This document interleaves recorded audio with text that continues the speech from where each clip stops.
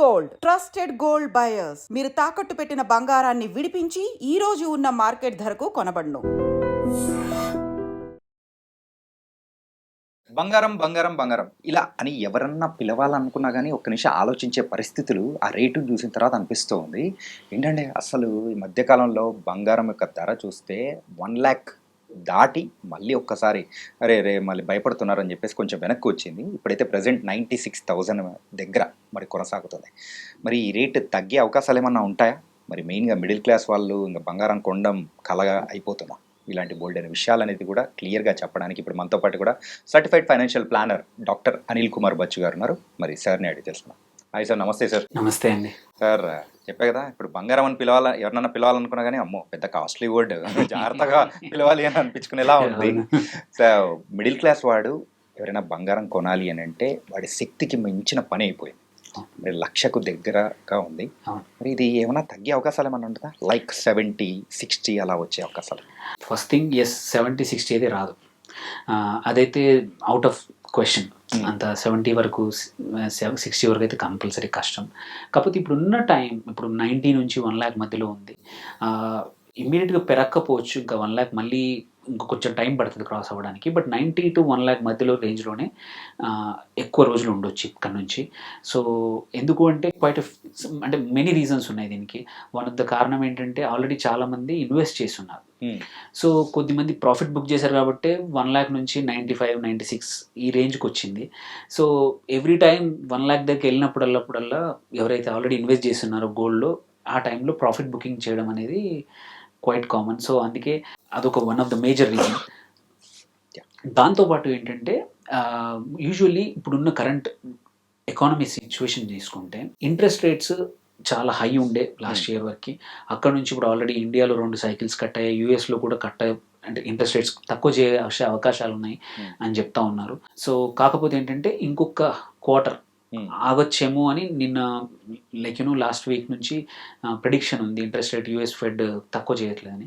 తక్కువ చేస్తే మాత్రం ప్రైజెస్ ఇంకా పెరిగే అవకాశాలు ఉంటాయి. రీజన్ ఏంటంటే యూజువల్లీ ఇంట్రెస్ట్ రేట్స్ తగ్గినప్పుడు అక్కడి నుంచి డబ్బులు ఇంకొక యాసెట్ వైపు మళ్ళుతాయి.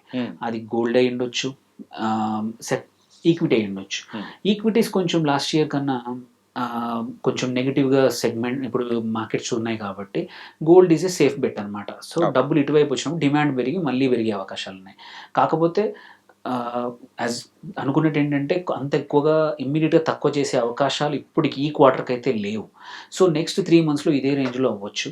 బట్ ఆ తర్వాత ఇంట్రెస్ట్ రేట్స్ తగ్గితే మాత్రం కంపల్సరీ మనకి గోల్డ్ ప్రైస్ మళ్ళీ మూవ్ అయ్యే అవకాశాలు ఉన్నాయి. అంతే తప్ప అందరూ కొద్దిమంది ప్రెడిక్ట్ చేస్తున్నప్పుడు మళ్ళీ 60,000, 70,000, 50,000 వచ్చే అవకాశాలు అయితే ఇమ్మీడియట్గా అయితే లేవు. బికాస్ ఆర్థిక పరిస్థితులు ఎలా ఉన్నాయంటే యూఎస్ డాలర్ హెజిమనీ తగ్గి చాలామంది ఏంటంటే దాని బదులు గోల్డ్ షిఫ్ట్ అవుతూ ఉన్నారు, ఫారిన్ కరెన్సీస్ ఏవైతే ఉన్నాయో. సో అలాంటి పరిస్థితుల్లో లైక్ లాస్ట్ మంత్ ఆల్రెడీ మనం చూసాం Chinese central bank huge gold reserves కొనింది కూడా మార్కెట్ నుంచి. అట్లాంటి పరిస్థితులు వేరే ఫెడ్ బ్యాంక్స్, రిజర్వ్ బ్యాంక్స్ నుంచి కూడా వచ్చే అవకాశాలు ఉన్నాయి.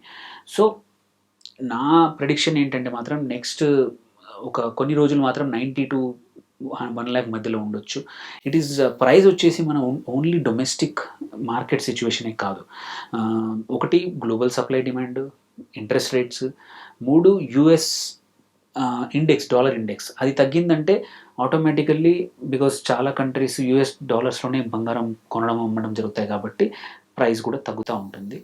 సో ఈ 3-4 ఫ్యాక్టర్స్ తప్ప మన డొమెస్టిక్ డిమాండ్ ఒక్కటైతే కాదు. మన పండుగల సీజన్ అని, పెళ్ళిళ్ళ సీజన్ అని మనం ఒక 100-200 అప్స్ అండ్ డౌన్స్ చూస్తాం. కానీ 1,000, 2,000, 3,000, 5,000 డిఫరెన్స్ అనేది మనం ఓన్లీ డొమెస్టిక్ డిమాండ్తో మూవ్ అయ్యే అవకాశాలు లేవు. ఇంట్రెస్ట్ రేట్స్ తగ్గుతాయి. సో ఈవెన్చువల్లీ ఇంకా కొంచెం పెరిగే అవకాశం ఉంది, ఆర్ ఈ రేంజ్లో ప్లే అయ్యే అవకాశం ఉంది. కానీ అండ్ ఇంకొకటి ఇంపార్టెంట్ ఏంటంటే రీసెన్సీ బయాస్ అనేది ఒకటి ఉంటుంది అనమాట. రీసెన్సీ అంటే రీసెంట్గా ఏది పర్ఫామ్ చేస్తే అందరూ దానికే ఎగబడతా ఉంటారు అనమాట ఇన్వెస్టర్స్. లాస్ట్ ఇయర్, ఈ ఇయర్ ఇంతవరకు కూడా గోల్డ్ బాగా పర్ఫామ్ చేసింది. సో అందుకే చాలామంది రేట్ కొంచెం తగ్గినప్పుడల్లా మళ్ళీ ఫ్రెష్గా ఎంటర్ అవుతూ ఉన్నారు అనమాట. వెదర్ ఇట్ ఈస్ ఈటీఎఫ్స్ రూపంలో కానీ, గోల్డ్ మ్యూచువల్ ఫండ్ కానీ, డిజిటల్ గోల్డ్ రూపంలో కానీ, ఆర్ ప్యూర్ గోల్డ్ అంటే గోల్డ్ కమోడిటీ డైరెక్ట్గా కొనడం కానీ. సో ఇన్ని రకాలుగా కూడా ప్రతిసారి ప్రైస్ తగ్గినప్పుడల్లా మళ్ళీ ఇన్వెస్ట్ చేస్తూ ఉన్నారు. సో వీళ్ళందరికీ ఈ హోప్ తగ్గేంత వరకు ప్రైస్ మాత్రం మళ్ళీ 70-80 వచ్చే అవకాశాలు లేవు. 90 రేంజ్లోనే ఉంది. అంటే ఎవరైనా చెప్పినా ఐ డోంట్ థింక్ అది ఎక్కువ రోజులు ఉండకపోవచ్చు. మళ్ళీ ఇంట్రెస్ట్ రేట్స్ తగ్గే సిచ్యువేషన్ నెక్స్ట్ అన్ని బ్యాంక్స్ అన్ని కంట్రీస్లో అవకాశాలు ఉన్నాయి కాబట్టి గోల్డ్ మాత్రం ఇంతకన్నా పెరిగే అవకాశాలే ఉన్నాయి, చాలా ఎక్కువ తగ్గేది మాత్రం లేదండి. అంటే ఫైనల్గా ఏంటంటే సార్, ఈ క్రూడ్ ఆయిల్కి అండ్ బంగారానికి ఇది వైస్ వర్సా మాత్రం ఉంటుంది కదా సార్. ఇప్పుడు క్రూడ్ ఆయిల్ అనేది తగ్గింది, $60 బ్యారెల్ అనేది కూడా ఉంది. సో ఇక్కడ కంపేర్ చేసుకుంటే ఇక్కడేమో బంగారం రేట్ మాత్రం ఆకాశాన్ని అంటుతూ ఉంటుంది. ఎస్, యాక్చువల్లీ ఏంటంటే క్రూడ్ ఆయిల్ వచ్చేసి డిమాండ్ పైన డిపెండ్ అయి ఉంటుంది అండ్ సప్లై నుంచి ఆయిల్ సప్లయింగ్ కంట్రీస్ ఏవైతే ఉన్నాయో వాటి ప్రొడక్షన్ పైన ఉంటుంది. బంగారం మాత్రం కంపల్సరీ ఇంట్రెస్ట్ రేట్స్ వేరే యాసెట్స్ ఎలా పనిచేస్తాయి, it's most of the time ఏంటంటే డిఫెన్సివ్ ఇన్వెస్ట్మెంట్ అనమాట. ఎటువంటి వేరే ఇన్వెస్ట్మెంట్స్ సరిగ్గా పనిచేయనప్పుడు అప్పుడు బంగారం అనేది పెరుగుతూ ఉంటుంది అనమాట. మనం ఎట్లాంటి యుద్ధ వాతావరణాలు అనిశ్చితి పెరిగినప్పుడు బంగారం పెరుగుతుంది. ఇంట్రెస్ట్ రేట్స్ మార్కెట్లో డెట్ మార్కెట్లో తక్కువ ఉన్నప్పుడు, బాండ్ మార్కెట్లో ఇంట్రెస్ట్ రేట్స్ తక్కువ ఉన్నప్పుడు దాని బదులు గోల్డ్లో పెడతా ఉంటారు. ఈక్విటీస్ మార్కెట్ బాగా పర్ఫామ్ చేయకపోతే కూడా గోల్డ్లోకి షిఫ్ట్ అవుతూ ఉంటారు. దట్స్ వాట్ హ్యాపెండ్, మనం చూసాం లాస్ట్ అట్లీస్ట్ 6 months. సో అందుకే గోయింగ్ ఫార్వర్డ్ ఈక్విటీ మార్కెట్స్ బాగా పర్ఫామ్ చేసిన బాండ్ మార్కెట్లో రేట్లు పడిపోతే అవకాశాలు ఉన్నాయి కాబట్టి interest rates still that also ఏమంటారు కంట్రిబ్యూట్ చేసే అవకాశాలు ఉన్నాయి గోల్డ్ ప్రైజెస్ పైన. ఇప్పుడు కంపేర్ చేసుకుంటూ ఉంటే గోల్డ్ కంటే సిల్వర్ వైపు మగ్గు చూపించే అవకాశాలు అనేది కూడా ఎక్కువగా కనిపిస్తూ ఉంది. ఇట్స్ గుడ్ అనుకోవచ్చా? ఎస్ అండి, సిల్వర్ యాక్చువల్లీ ఏంటంటే affordable when compare to gold. And ఇంకొకటి ఏంటంటే సిల్వర్కి కూడా పెరిగే అంటే ఇన్వెస్ట్మెంట్ యాజ్ ఎ ఇన్వెస్ట్మెంట్ చెప్తున్నాను, ఎవరైనా ఇన్వెస్ట్ చేసుకొని డబ్బులు ఇన్వెస్ట్మెంట్గా చూసుకుంటున్నారంటే మాత్రం silver is a good option. Reason అది కన్జ్యూమ్ అవుతుంది మార్కెట్లో, చాలా సెక్టర్స్లో సిల్వర్ వాడతారు. సెమీ కండక్టర్లే అనుకోండి, రిన్యూవబుల్ ఎనర్జీ కానీ లాట్ ఆఫ్ న్యూ ఏజ్ టెక్నాలజీస్లో ఇండస్ట్రీస్లో సిల్వర్ ఈజ్ కన్జ్యూమ్డ్. అండ్ అది కూడా చూసాను లాస్ట్ ఇయర్ 25% వరకు పెరిగింది అండ్ ఈ ఇయర్ కూడా పెరిగింది.